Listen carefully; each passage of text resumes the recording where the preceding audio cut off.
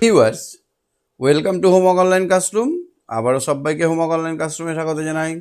এসো আমরা দেখি ক্লাস 4-এর ফার্স্ট ইউনিট টেস্টের সিলেবাসটা। প্রথমে আমরা সিলেবাসটা নিয়ে আলোচনা করব। সিলেবাসটা যদি আমরা ফুলফিল জানতে পারি তাহলে কিন্তু আমাদের অনেক পড়তে সুবিধা হবে। সেই জন্য আমি প্রতিবারই তোমাদের জন্য সিলেবাসটা আগে আলোচনা করি। প্রথমে আমরা দেখে নেব পাতাবাহার বা বাংলা। পাতাবাহার বইটার আর একটা নাম হচ্ছে বাংলা, পাতাবাহার বা বাংলা। এই বাংলা বইটার পড়বে তোমার 1 থেকে 55 পেজ অবধি, 1 to 55 লিখে নাও। বাটারফ্লাই মানে ইংরেজি বই যেটা তোমার, বাটারফ্লাইয়ের পড়বে 1 থেকে 44 পর্যন্ত। 3 নম্বর বই হচ্ছে আমার গণিত বা গণিত বা অঙ্ক। গণিত বইয়ের পড়বে 1 থেকে 79 পেজ অবধি, 1 থেকে 79 বা 83ও ধরতে পারো। 4 নম্বর বইটা হচ্ছে আমাদের পরিবেশ, ইভিএস, আমাদের পরিবেশ। তাহলে আমাদের পরিবেশের পড়বে কত দূর? 1 থেকে 50। 5 নম্বর উইংস। উইংস তো জানোই 3টে ভাগ আছে, পার্ট 1টা পুরোটাই পড়বে, পার্ট ওয়ান পুরো পড়বে। 6 নম্বর এবার আছে খেলাধুলা, হেলথ। এটা পরে বলে দেবো আমি, হ্যাঁ। এটা তোমাদের মোটামুটি ধরো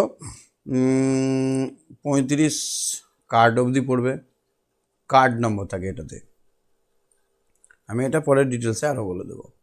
তো এটা মোটামুটি লিখে নাও। পাতাবাহার 1 থেকে 55, বাটারফ্লাই 1 থেকে 44, গণিত 1 থেকে 79, আমাদের পরিবেশ হচ্ছে 1 থেকে 50, উইংস পার্ট 1 পুরোটাই, হেলথ মানে খেলাধুলা 35 নম্বর কার্ড অবধি। তো চলো আমরা আজকে ম্যাথ দিয়ে শুরু করব। অঙ্কটা অনেকটাই আছে, ওই জন্য আমরা অঙ্কটা একটু বেশি, দেখো 79 পৃষ্ঠা অবধি পড়বে, সুতরাং অঙ্কটা আমাদের একটু বেশি বেশি করতে হবে। তো প্রথমে আমরা পেজ নাম্বার 1 পার্ট নাম্বার 1 চলে যাব। এখানে আমরা কিছুটা অঙ্ক শিখব। কে কে আছে আমার সঙ্গে দেখে নেব।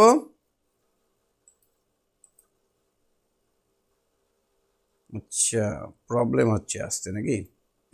ঠিক আছে চলো আমরা দেখি। আচ্ছা, সব থেকে আগে বইটাকে সেভ রাখতে হবে। বইটা সেভ রাখার জন্য তোমাদের এখানে নিজের নামখানা লিখে দাও, বিউটিফুল নামটা লিখে দাও, তোমার মায়ের নাম, বাবার নাম, কোন স্কুলে পড়ো সেই স্কুলের নাম,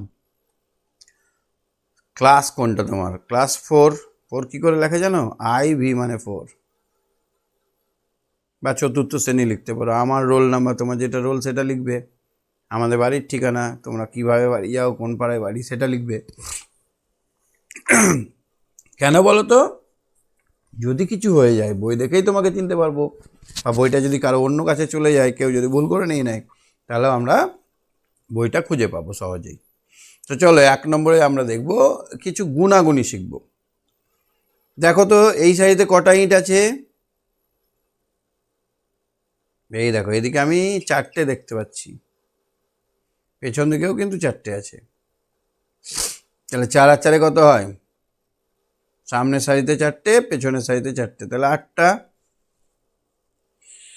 এইটাতে দেখো তো 1 2 3 4 5 6 7 8, এইটাতেও 8টা।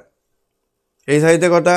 আগের মতো এটার মতো রিপিট, তাহলে এটাও 8টা। পরের মতো রিপিট, এটার মতো এটা রিপিট, তাহলে এটাও 8টা।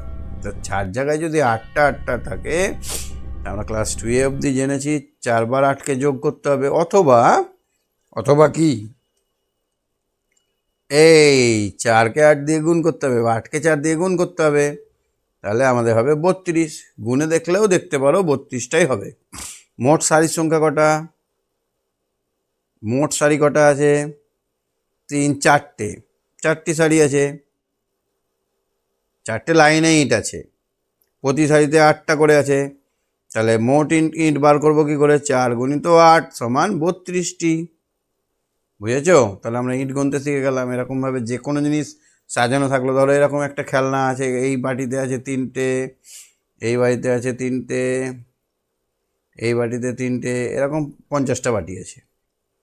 এরকম ধরো 50টা বাটি আছে বা 20টা বাটি আছে, তাহলে কী করবো, কী করে গুনতে হবে আমাদের।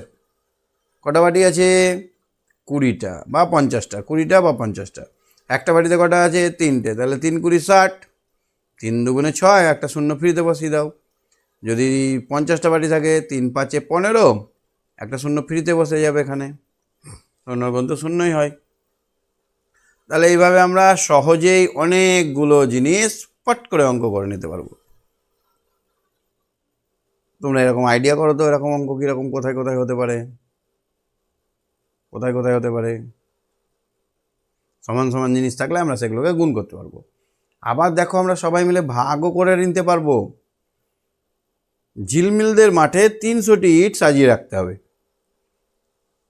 প্রতিটি সাইডে 10টি করে ইট থাকবে। তাহলে 300টা ইট আছে মোট, একটা সাইডে 10টা করে থাকবে। তাহলে কি করব, এখানে 10 দিয়ে 300কে ভাগ করব। তাহলে 3 10 3 10 30, এখানে 3 গেল, আমি করে দিই, নিজেই করি। 10 দিয়ে 300কে ভাগ করব, তাহলে 3 10 30, এখানে মিলে গেল, একটা শূন্য নামলো, আর 0 10 0, তাহলে আমার উত্তর হয়ে গেল 30টি মোট সারি হবে 30টি। মানে এরকমভাবে যদি আমরা গুছাই, তো এরকমভাবে যদি আমরা গুছাই, তাহলে এরকমভাবে একটা সারিতে 10টা ইট থাকবে, এরকম 30টা সারি হবে, উঁচু হবে, অনেক উঁচু হবে, 30টা সারি হবে।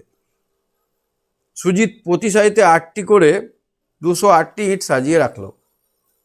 তাহলে এবার কি করব, আমরা 208টাকে ভাগ করব 8 দিয়ে। তাহলে কি করে করব, এখানে করো, 208 লিখবো, একে 8 দিয়ে ভাগ করব, 8 দুগুণে 16, তাহলে এখানে 4 8 6 8 48, তাহলে এখানে হবে 26টি সারি হবে। তাহলে দেখো আমরা ইট না নেড়ে, ইট না ছুঁয়েই আমরা বলে দিতে পারছি। এরকমভাবে আমরা স্কুলে বই এসছে, ধরো প্রত্যেকটা শ্রেণীর বই এসছে, সেই বইগুলোকে আমরা সুন্দরভাবে ভাগ ভাগ করে রাখতে পারবো, না ভারী উঠিয়েও আমরা করতে পারবো। তাহলে মোট সারি হবে 26টি। এইটা একটু করো তো দেখি। সোফিয়া 12টি সারিতে কিছু ইট সাজিয়ে রেখেছে, প্রতি সারিতে 12টি করে ইট আছে। তাহলে কটা ইট আছে, প্রতি সারিতে 12টা করে আছে। কটা সারি আছে, 12টা। তাহলে 12টা সারিতে 12টা করে ইট থাকলে মোট কটা হবে, 12 বার 144 হবে, 12 বার 144। সোফিয়া মোট 144টি ইট সাজিয়েছে। এইখানে দেখো 20টা ইটকে 5টার লাইনে সাজিয়েছে, 4টে লাইন পেয়েছে, 1 2 3 4টে। আবার যদি 4টের লাইনে সাজাতাম, তাহলে কি হতো, তাহলে এখানে কি হতো, 4টের লাইনে মানে 4টে করে, একটা লাইনে 4টে করে দিতাম, তাহলে কি হতো, তাহলে 5টা লাইন হতো। তার মানে 20টা ইটকে যদি আমরা সাজাই, তাহলে আমরা যদি 5 দিয়ে ভাগ করি তাহলে 4 হবে, আর 4 দিয়ে ভাগ করলে 5 হবে। মানে 5টা সারি হলে 4টে করে ইট থাকবে, 4টে সারি হলে 5টা করে ইট থাকবে। মোট ইট 20টি, প্রতি সারিতে ইট আছে 5টি করে। তাহলে 20কে আমরা ভাগ করব কত দিয়ে, 20কে আমরা ভাগ করব 5 দিয়ে, তাহলে 4 5 20। তাহলে আমরা আজকে মাত্র 2টো পেজ অঙ্ক দেখলাম, পরের দিন কিন্তু অনেক হতে চলেছে। সবাই জুড়ে যাও চটপট করে, সবাইকে ভিডিওটা শেয়ার করে দাও, ভালো লাগলে লাইক করে দিও। Tata, bye bye.